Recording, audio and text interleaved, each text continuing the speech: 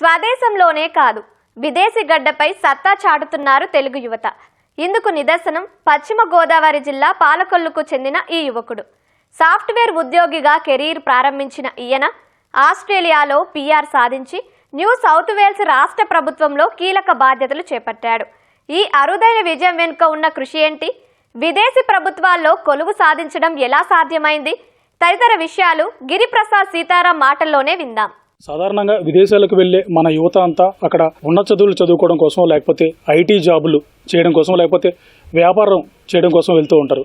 కానీ అక్కడ కూడా ప్రభుత్వ ఉద్యోగాలు ఉంటాయి, వాటిని కూడా కొంచెం కష్టపడితే చాలు సునాయాసంగా సంపాదించవచ్చు అనే విషయాలు చాలా మందికి తెలియదు. మొదటిసారిగా మన ఉభయ గోదావరి జిల్లాల నుంచి, అందులోనూ పాలకొల్లుకు చెందిన ఒక కుర్రోడు ఆస్ట్రేలియా వెళ్ళి అక్కడ న్యూ సౌత్ వేల్స్ రాష్ట్రంలో ప్రభుత్వ ఉద్యోగం సంపాదించి అక్కడే స్థిరపడ్డారు. ప్రస్తుతం ఆ యువకుడు మనతో ఉన్నాడు. ఆ యువకుని అడిగి అతని అనుభవాలను మనం కూడా తెలుసుకునే ప్రయత్నం చేద్దాం. ముందుగా మీకు శుభాకాంక్షలు అండి అక్కడ ఉద్యోగం సంపాదించినందుకు. అయితే ఈ జర్నీలో అంటే మీరు అక్కడ ఎలా మీ విద్యాభ్యాసం ఎలా సాగింది, అక్కడికి ఎలా వెళ్ళారు, అక్కడ ప్రభుత్వ ఉద్యోగం కూడా ఉంటుంది, అవి కూడా చేయొచ్చు అనే విషయం మీకు ఎప్పుడు తెలిసింది అసలు?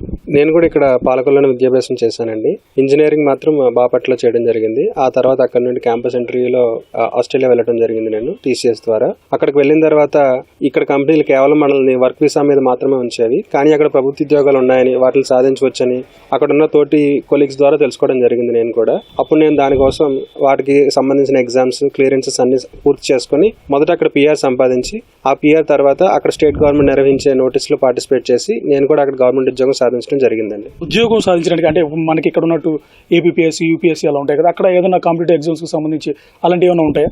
అట్లా ఓపెన్ గా ఉండకపోవచ్చు అండి, కానీ ఏ ఏజెన్సీకి సంబంధించిన ఏజెన్సీ ఎవ్రీ మంత్ మీకు నోటీసెస్, రిక్రూట్మెంట్ నోటీసెస్ రిలీజ్ చేస్తూ ఉంటాయి. ఆ నోటీసెస్ అందరికీ ఓపెన్ గానే ఉంటాయి. ఎలిజిబిలిటీ క్రైటీరియా ప్రకారం, అంటే రెసిడెన్సీ ఎలిజిబిలిటీ క్రైటీరియా ప్రకారం అప్లై చేసుకుని మన స్కిల్స్ వెరిఫై చేసుకుని ఆ ఎగ్జామ్స్ అన్ని క్లియర్ చేసుకోవాల్సి ఉంటుంది. అన్నిటికీ కలిపి కామన్ గా ఎగ్జామ్ ఉండకపోవచ్చు, కానీ ఎక్స్పీరియన్స్ పర్సన్స్ కి, కానీ ఫ్రెషర్స్ ఎవరైతే మాస్టర్స్ చేసి ఉంటారో వాళ్ళందరికీ ఒక కామన్ ఎగ్జామ్ ఉంటుంది. సో మన ఇండియన్ స్టూడెంట్స్ ఎవరైతే మాస్టర్స్ అక్కడ కంప్లీట్ చేస్తారో వాళ్ళు ఎగ్జామ్ క్లియర్ చేసుకుని ఇంటర్న్షిప్ ద్వారా గవర్నమెంట్ ఎగ్జామ్ పొందొచ్చు. నా కేసులో ఎక్స్పీరియన్స్డ్ కాబట్టి నేను ఇండివిజువల్ ఎగ్జామ్స్ కి ప్రిపేర్ అయ్యి ఇండివిజువల్ ఎగ్జామ్స్ క్లియర్ చేసుకుని అక్కడ సాధించడం జరిగింది. మన రాష్ట్రంలో కానీ మన దేశంలో చూసుకుంటే రాష్ట్రాలకు సంబంధించి కొన్ని ప్రత్యేక ఉద్యోగాలు ఉంటాయి, కేంద్రాలకు సంబంధించి కొన్ని ప్రత్యేక ఉద్యోగాలు ఉంటాయి కదా, దానికోసం ప్రిపేర్ అవుతూ ఉంటారు. దానికి ప్రత్యేకంగా ఎగ్జామ్స్ ఉంటాయి. అక్కడ ఎలా ఉంటాయి ఎగ్జామ్స్ విధానం? అక్కడ కూడా ఫెడరల్ అండ్ స్టేట్ రెండు విధానం ఉంటుందండి. మన ఇక్కడ సెంట్రల్, స్టేట్ ఎట్లా ఉంటుందో, ఫెడరల్ ఎగ్జామ్స్ కోసం సెక్యూరిటీ క్లియరెన్సెస్ ఉంటాయండి, అవి కూడా ఎగ్జామ్స్ లాంటివే. ఆ ఎగ్జామ్స్ అన్ని క్లియరెన్స్ చేసుకుంటే కనుక మనం federal interviews, federal exams attend అవడానికి ఉంటుందండి. ఏ స్టేట్ గవర్నమెంట్ ఆ స్టేట్ గవర్నమెంట్ ఎగ్జామ్స్ ఉంటాయండి. సో ఆ సెక్యూరిటీస్ క్లియర్ చేసుకుంటే కనుక స్టేట్ గవర్నమెంట్స్కి అప్లై చేసుకోవచ్చు. నా వరకు నేను న్యూ సౌత్ వేల్స్ మాత్రమే క్లియర్ చేసుకున్నానండి. ఫ్యూచర్లో ఫెడరల్ సెక్యూరిటీ క్లియరెన్సెస్ కూడా క్లియర్ చేద్దామనే ఉద్దేశం ఉందండి నాకు. అక్కడ ప్రభుత్వ ఉద్యోగం సాధించడానికి మీరు ఎలా ప్రిపేర్ అయ్యారు? అంటే దానికోసం ఏమైనా ప్రత్యేకంగా సన్నద్ధం అయ్యారా, లేదంటే మామూలుగా సెంట్రల్ గవర్నమెంట్, స్టేట్ గవర్నమెంట్ అని ఉండదు కదా, దానికి ప్రత్యేకంగా మీరు కోచింగ్ ఏమైనా తీసుకున్నారా? నేనేం ప్రత్యేకంగా కోచింగ్ తీసుకోలేదండి. నా సెల్ఫ్ సన్నద్ధత మాత్రమే చేసుకున్నాను నేను, సెల్ఫ్ ప్రిపరేషన్. ఆల్రెడీ నాకున్న కోవర్కర్స్ ఇచ్చిన సలహాల మేరకు వారికి సంబంధించిన ఇంటర్వ్యూస్ వరకు ఎగ్జామ్స్ ప్యాటర్న్ క్రియేట్ చేసుకున్నాను. ఉద్యోగం సంపాదించారు అక్కడ ప్రభుత్వ ఉద్యోగం అంటే న్యూ సౌత్ వేల్స్ అంటున్నారు కదా, అయితే పే స్కేల్ ఎలా ఉంటుంది, ప్రమోషన్ ఛానల్ ఎలా ఉంటుంది, అంటే మనలాగే ఉంటుందా లేకపోతే అక్కడ ఏమన్నా ప్రత్యేకంగా ఏమైనా ఉంటుందా? పే స్కేల్ మనకంటే చాలా బాగుంటుందండి. అక్కడ డాలర్ రేట్ అనుగుణంగా ఉంటుంది. మీకు ఒక బేసిక్ పే స్కేల్ రేట్ ఉంటుందండి. సో ఎవరైనా కానీ ఫ్రెషర్స్ జాయిన్ అయినప్పటికీ కూడా, ఇంటర్న్స్ గా జాయిన్ అయినప్పటికీ కూడా $80,000 మినిమం పే స్కేల్ అండి. అంటే ఇంటర్న్స్ కింద జాయిన్ అయినా కూడా మన కరెన్సీలో చూసుకుంటే దాదాపు 80 × 60 వేసుకోవచ్చు. మీరు $80,000 × ₹60 వేసుకోవచ్చు. ప్రమోషన్స్ వచ్చేటప్పటికి డిపార్ట్మెంటల్ ఎగ్జామ్స్ క్లియర్ చేసుకుంటూ అప్ స్కేల్ అవటమేనండి. సేమ్ మనకి ఇక్కడ స్టేట్ గవర్నమెంట్ ఎట్లయితే డిపార్ట్మెంటల్ ఎగ్జామ్స్ క్లియర్ చేసుకుంటామో అట్లాగే డిపార్ట్మెంటల్ ఎగ్జామ్స్ క్లియర్ చేసుకుని పైకి వెళ్ళాల్సి ఉంటుందండి. మామూలుగా మనకి ఇక్కడ ఎగ్జామ్స్ చూసుకుంటే సెంట్రల్ గవర్నమెంట్ కానీ, స్టేట్ గవర్నమెంట్ కానీ, పాలిటిక్స్ అని, హిస్టరీ అని, మెంటల్ ఎబిలిటీస్ ఇవన్నీ ఉంటాయి. అక్కడ ఎలా ఉంటుందండి ఈ విధానం? హిస్టరీ అండ్ పాలిటిక్స్ ఉండవండి.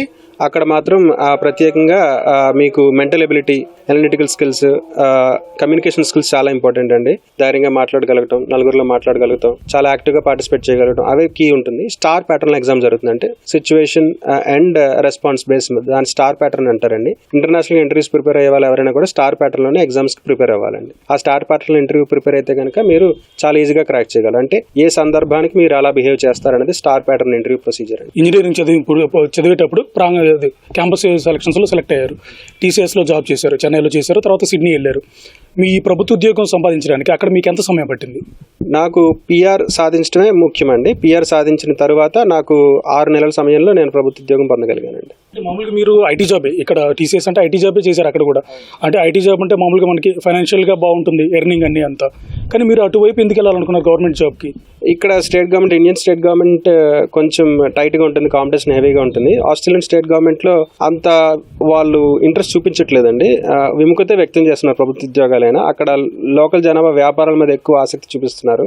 అది నాకు చాలా మంచి గ్యాప్లా అనిపించి అందులో నేను క్రాక్ చేయగలను అనిపించి నేను సాధించడం జరిగింది. మామూలుగా ఆస్ట్రేలియా కాకుండా మిగతా దేశాలు చూసుకుంటే రేసిజం బాగా ఎక్కువ ఉంటుంది. ఇటీవల కాలంలో అది బాగా పెరిగింది. ఆస్ట్రేలియా ఎలా ఉందండి ఆ పరిస్థితి? ఆస్ట్రేలియాలో కూడా రీసెంట్గా అలాంటి సందర్భం ఒకటి జరిగింది. దురదృష్టవశాత్తు అతను హైదరాబాద్ పాస్ అవడం కూడా ఇంకా మనం చింతించాల్సిన విషయం. కానీ అంత ఆఫీసుల్లో అట్లాంటి రేసిజం కానీ అట్లాంటి ఖచ్చితంగా వాళ్ళు ఉపేక్షించరండి. అసలు ఒక ఇండియన్ చైనీస్ అనే పదం వాడటానికి కూడా వాళ్ళు ఇష్టపడరు. అందరినీ సమానంగా ట్రీట్ చేస్తారు. ఆఫీసుల్లో కానీ కాలేజెస్లో కానీ చాలా ట్రీట్మెంట్ అందరికీ సమానంగా ఉంటుంది.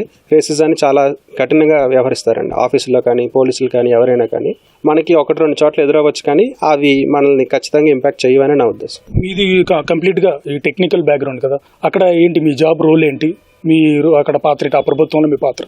నేను ఇక్కడ ఐటీ కన్సల్టెంట్గా చేశానండి టీసీఎస్లో.